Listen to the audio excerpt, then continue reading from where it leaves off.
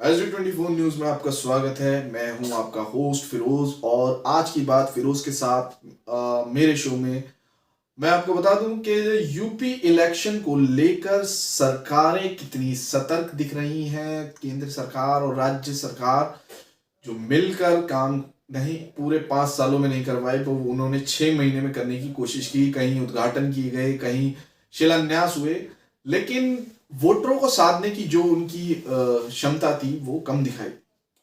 आप देख सकते हैं जो जितने भी बड़े मीडिया संस्थान हैं वो सब एक तरफा जीत दिखा रहे हैं। योगी सरकार की सरकार बना रहे हैं, भाजपा की सरकार बना रहे हैं उत्तर प्रदेश में।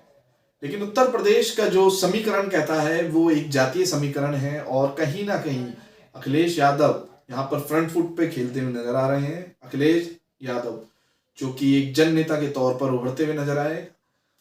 मसला वहां पर सरकार बदलने का नहीं है, मसला वहां पर काफी चीजों का है। सबसे पहला मसला वहां पर बेरोजगारी का है। जो युवा हैं उनसे जो वादे किए गए थे केंद्र सरकार ने और राज्य सरकार ने वो अभी तक पूरे नहीं हुए। कई ऐसी भर्तियां हैं जो रोक दी गई हैं, कई ऐसी भर्तियां जो कई ऐसी नौकरियां हैं जो खत्म कर दी गई हैं। प्राइवेटाइजेशन को लाकर सरकार ने उनको बेरोजगारी की दहलीज पर ला खड़ा करा है। आपको बता दूं कि जिस तरीके से राम मंदिर का मुद्दा उठा, राम मंदिर को लेकर सरकारें अपने आंदोलन करती रही और वो राम मंदिर आज बनने लगा है कोर्ट के द्वारा, उसका भी मुद्दा काफी भुनाने की कोशिश की। लेकिन जो उत्तर प्रदेश के युवा हैं उन्होंने इसे सिरे से नकारा। वो लोग अपने लिए एक बेहतर भविष्य चाहते हैं, एक बेहतर नौकरी चाहते हैं ताकि वो अपने परिवार का पालन पोषण कर सके। तो युवा जो है वो बेरोजगार है। महिलाओं पर लगातार वहां पर अत्याचार और अपराध बढ़ता जा रहा है। जिस तरीके से कुलदीप सेंगर और कई ऐसे भाजपा नेता जो कि बेटी बचाओ और बेटी पढ़ाओ के इस आंदोलन के विपरीत कार्य करते नजर आ रहे हैं। वहीं दूसरी तरफ जिस तरीके से पिछले कोरोना काल में या कहें सेकेंड लेयर में, दूसरी लहर में, जिस तरीके से पहली और दूसरी लहर में जब कोरोना का दौर था, लॉकडाउन चल रहा था, मजदूरों के साथ जो एक अमानवीय घटना घटी और उनके साथ इस तरीके का बर्ताव किया गया, वो भी मजदूर तबका अभी तक नहीं भूला है। जिस तरीके से वो लोग अपने घरों में पैदल 200, 300, 400 किलोमीटर दूर तक अपने घर पैदल चल कर गए और उन्हें वहां से खदेड़ा गया, मारा गया, वो पल भी वोटर के दिल में अभी भी है।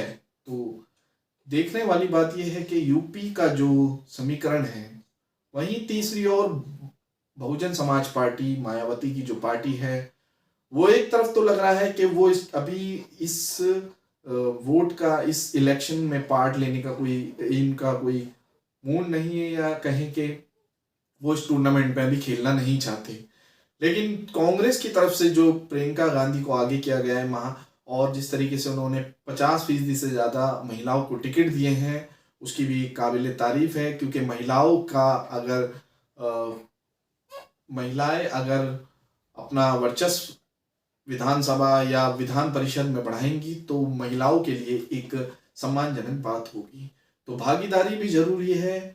और देखा गया है कि जिस तरीके से अभी आप देख सकते हैं कि पूर्वांचल में, जहां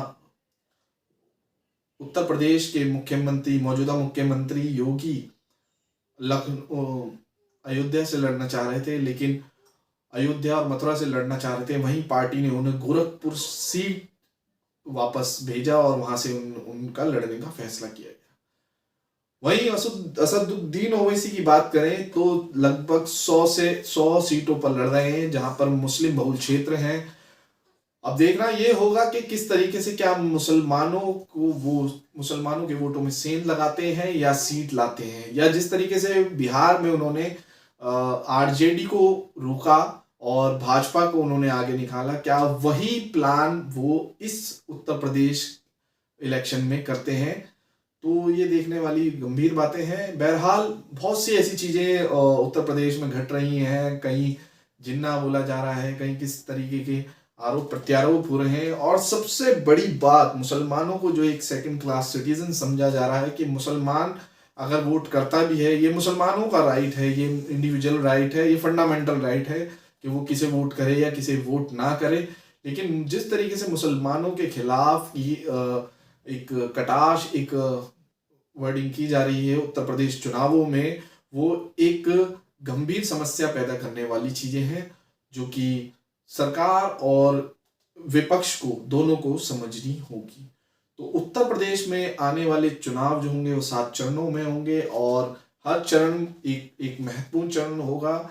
पश्चिमी उत्तर प्रदेश की बात करें तो आरएलडी ने सपा से गठबंधन किया है। कहीं ना कहीं यह गठबंधन काफी उपयोगी साबित होगा, क्योंकि जाट प्लस मुस्लिम का ये फॉर्मूला अपना रहे हैं। तो देखने वाली बात होगी कि क्या यूपी में फिर से योगी सरकार आएगी या अखिलेश योगी सरकार हटाकर अपनी सरकार बनाते हैं और समाजवादी पार्टी की वहां पूर्ण बहुमत से सरकार बन पाती है या नहीं, या कांग्रेस कुछ ऐसा कमाल कर पाती है जो उसमें एक नई जान फूंक सके।